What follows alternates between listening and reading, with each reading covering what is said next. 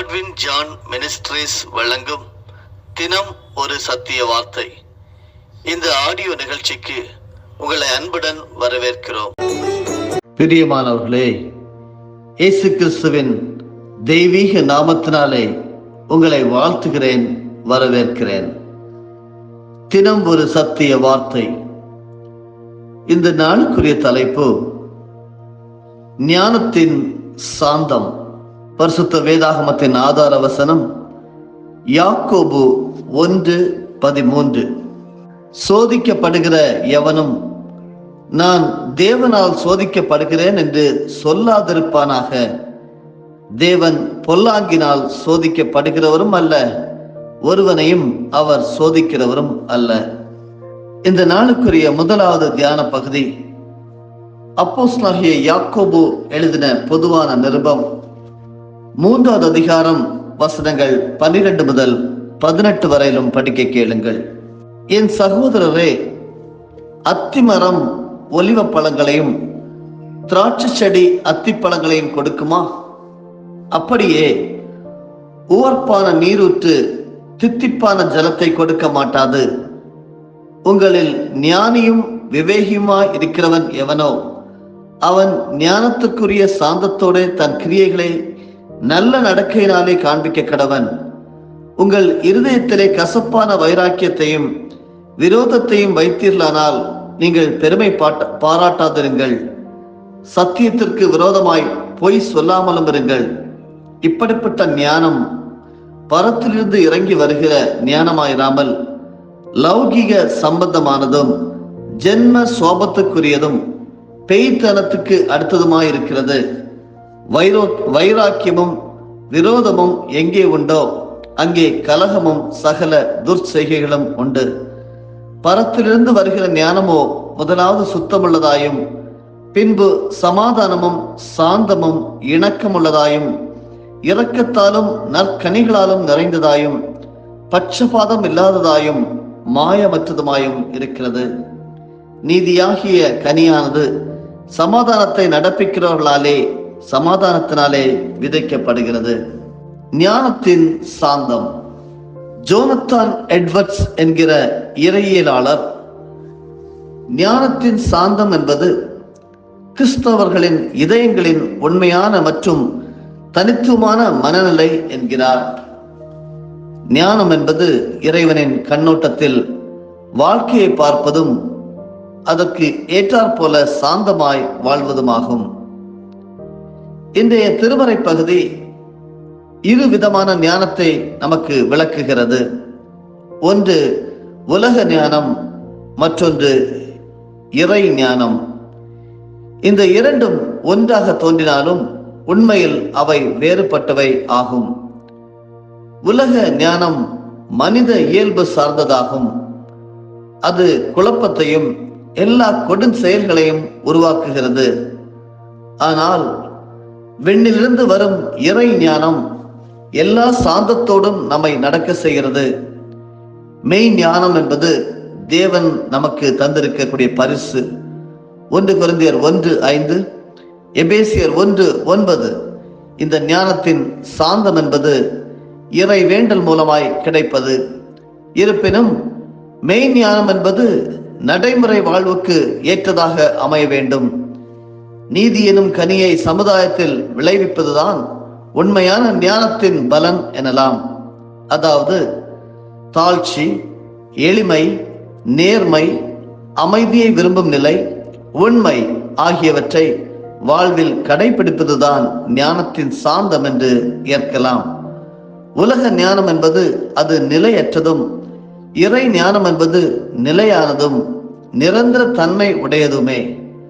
தேவன் தரும் ஞானமோ அது உண்மையான அமைதியை நாடும், பொறுமையை கொள்ளும், நற்செயல்களால் நிறைந்திருக்கும். அது நிலை தவறாது, வெளி வேடம் இடாது. இந்த ஞானத்தால் உந்துதல் பெற்று செயல்படுவோர் ஏற்படுத்தும் அமைதி என்னும் விதையில் இருந்து நீதி என்னும் கனி வெளிப்படும். அருமையானவர்களே, உங்களுக்கு உலக ஞானம் வேண்டுமா? விண்ணிலிருந்து வரக்கூடிய இறை ஞானம் வேண்டுமா? சற்று யோசித்து பாருங்கள். திருமறையை வாசித்து தியானிக்க இறை ஞானத்தின் சாந்தத்தை நாம் அடைகிறோம். இன்றைய உலகில் இறை ஞானத்தை விடுத்து உலக ஞானத்திற்கே அதிக முக்கியத்துவம் தரப்படுவதாலேயே இத்தனை துயரங்களை உலகில் நாம் காண்கிறோம். மாற்றத்தை நம்மில் உருவாக்குவோம். இறை ஞானத்தை வாஞ்சிப்போம். குழப்பங்களிலிருந்து சாந்தமாய் வாழ இந்த காலைகளிலே நாம் அழைக்கப்படுகிறோம். அந்த ஞானம் எப்படி வருகிறது என்றால் ஆண்டவருடைய வார்த்தையிலிருந்து வருகிறது. ஞான பாலாகிய அந்த வசனத்திலிருந்து வருகிறது. 1 பேதுரு 2:3 சொல்லுகிறது, நீங்கள் வளரும்படி புதிதாய் பிறந்த குழந்தைகளைப் போல திரு வசனமாகிய களங்கமில்லாத ஞானப்பாலின் மேல் வாஞ்சையாய் இருங்கள் என்று எழுதப்பட்டிருக்கிறது. 1 பேதுரு 2 முதல் 5 வசனங்களை படிக்கிறேன். இப்படி இருக்க கர்த்தர் தயவு உள்ளவர் என்பதை நீங்கள் ருசித்து பார்த்ததுண்டானால் சகல துர்க்குணத்தையும் சகலவித கபடத்தையும் வஞ்சகங்களையும் பொறாமைகளையும் சகலவித புறங்கூறுதலையும் ஒழித்துவிட்டு நீங்கள் வளரும்படி புதிதாய் பிறந்த குழந்தைகளைப் போல திருவசனமாகிய களங்கமில்லாத ஞானப்பாலின் மேல் வாஞ்சையாயிருங்கள்.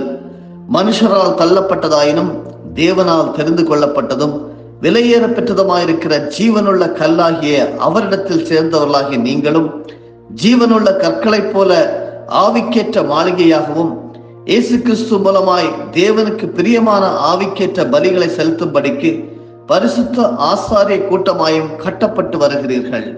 அருமையானவர்களே, ஒரு குழந்தை ஆரம்ப பள்ளியில் படிக்கும் போது ஆங்கிலத்தில் 26 எழுத்துக்களையும் தமிழில் 247 எழுத்துக்களையும் தெளிவாக முதலில் கற்றுக் கொடுப்பார்கள். பின்பு அடுத்தடுத்த வகுப்புகளுக்கு முன்னேறி செல்ல செல்ல சிறிய வார்த்தைகளையும் வாசிக்க அந்த குழந்தை கற்றுக்கொள்ளும். அந்த குழந்தையானாலும் சரி, முனைவர் பட்டம் பயிலும் மனிதனானாலும் சரி, அதே எழுத்துக்களை தான் பயன்படுத்துவார்கள். அந்த எழுத்துக்களை கொண்டு லட்சக்கணக்கான வார்த்தைகளையும் கோடிக்கணக்கான கோர்வைகளையும் உருவாக்க முடியும். அருமையானவர்களே, நாம் வசனத்தை கற்றுக்கொள்வதும் இதே போலதான். வசனத்தையும் வசனத்தின் கோர்வையும் நன்றாக புரிந்து கொள்ளும் போது நமக்கு பல புது புது காரியங்கள் புலப்படுகின்றன. எவ்வளவாக வசனத்தை கற்றுக்கொள்கிறோமோ அவ்வளவாக நமது மனம் சத்தியத்தில் தெளிவுபடும். புதிதாக மனம் மாறி வந்த கிறிஸ்தவர்களுக்கு வழங்கப்பட்ட இறைவனுடைய வார்த்தை தேவனுக்குரிய செயல்களை செய்ய நமக்கு ஊக்கம் அளிக்கிறது என்ற செய்தியும் இந்த பகுதியில் உள்ளன. குழந்தையின் உடல் வளர்ச்சிக்கு பால் எவ்வளவு முக்கியமோ அதுபோல மீட்பில் வளர வஞ்சகமற்ற அந்த ஞானப்பாலை தினமும் அருந்த வேண்டும். அந்த ஞானப்பால் தான் அந்த தேவனுடைய வார்த்தையாகிய வசனம். அது வேத புத்தகத்தில் நமக்கு கிடைக்க பெற்றுள்ளது. இயேசு கிறிஸ்துவை பின்பற்றுவோம் என்ற முடிவே ஒருவரை ஞானஸ்தானத்திற்கு அழைத்து செல்கிறது. மேலும் அவர் வளர தேவனுடைய வார்த்தையை குறித்து அறிந்திட தீவிரம் காட்ட வேண்டும். பரிசுத்த வேதாகமத்தின்படி தனது வாழ்வை அமைத்திட ஒவ்வொரு நாளும் பயிற்றுவித்தல் மிகவும் அவசியம். தேவனுடைய வார்த்தை தேனிலும் இனிமையானது என சங்கீதக்காரன் நமக்கு எடுத்துரைக்கின்றார். பூக்களில் உள்ள தேனை தேனீக்கள் சுறுசுறுப்பாய் சேகரிப்பதை போல நாமும் ஒவ்வொரு நாளும் வேத வசனத்தை வாஞ்சையோடு வாசிக்க வேண்டும். முதலாவது நீங்கள் வாசிக்கிற புத்தகம் வேத புத்தகமாக இருக்கட்டும். முதலாவது நீங்கள் பேசுகிற நபர் இயேசு கிறிஸ்துவாக இருக்கட்டும். அருமையானவர்களே, புதிதாக பிறக்கும் குழந்தைகளுக்கு தாய்ப்பாலே உணவாக இருக்கும். குழந்தைகள் வளர வளர பாலை மறந்துவிடும். ஆனால் நாமோ ஒவ்வொரு நாளும் புதிதாய் பிறக்கின்ற குழந்தைகளைப் போல ஞான பாலாகிய வசனத்தில் வாஞ்சியா இருக்க வேண்டும். தினந்தோறும் திருமறையை கருத்தாய் வாசித்து ஜெபத்தோடு தியானித்து அந்த நாளை துவங்கினால் பரிசுத்த ஆவியானவர் நம்மை நிச்சயமாக சத்தியத்தின் பாதையில் வழி நடத்துவார் என்பதே நிச்சயமான உண்மை. இது சத்தியம்.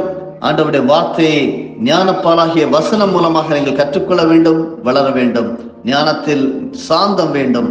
திருமறையை வாசித்து தியானிக்க தியானிக்க இறை சாந்தத்தை நாம் அடைந்து கொண்டே இருக்கிறோம்.